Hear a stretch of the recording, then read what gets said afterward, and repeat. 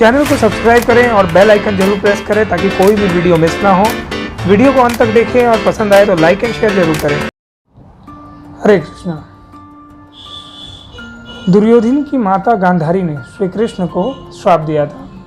ये श्राप क्यों दिया और क्या था वो श्राप, वो जानते हैं। जब महाभारत का युद्ध समाप्त होने वाला था और आखिरी दिन का युद्ध बचा था, उस समय गांधारी ने पुत्र मोह में आकर दुर्योधन को बुलाया और उससे आग्रह किया कि वह जिस प्रकार जन्म के समय एक शिशु निर्वस्त्र होता है, उसी प्रकार निर्वस्त्र होकर अपने माता के शिविर में आए स्नान करके। जब दुर्योधन ने पूछा ऐसा क्यों, तो उन्होंने कहा कि मैं शिव भक्तिनी हूँ और अपने जीवन भर की तपस्या का फल मैं तुम्हें दूंगी, जिसके कारण तुम अजय हो जाओगे, तुम्हें कोई परास्त नहीं कर पाएगा। दुर्योधन ने स्नान किया। स्नान करने के बाद नग्न होकर वो अपने माता के कक्ष की ओर प्रस्थान किया।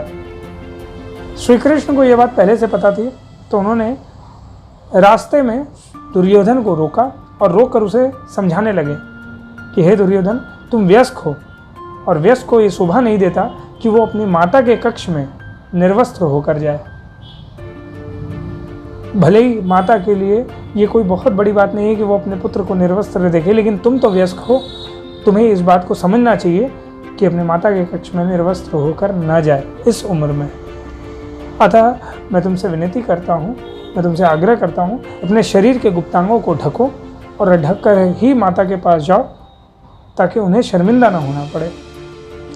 श्री कृष्ण के इस तरह से बहकाने से दुर्योधन को मति भ्रम हुआ और वो श्री कृष्ण की बातों में आकर उसने अपने जंघा वाले एरिया को, कमर से नीचे वाले एरिया को ढककर, पत्तों से ढककर अपनी माता के पास पहुंचा। जब गांधारी ने अपनी आंखों से पट्टी हटाया और पट्टी हटाकर उसे देखा, तो उसका पूरा शरीर वज्र का हो चुका था, जिसके कारण अब उसके शरीर को कोई भी किसी भी प्रकार का चोट पहुंचाना असंभव हो चुका था।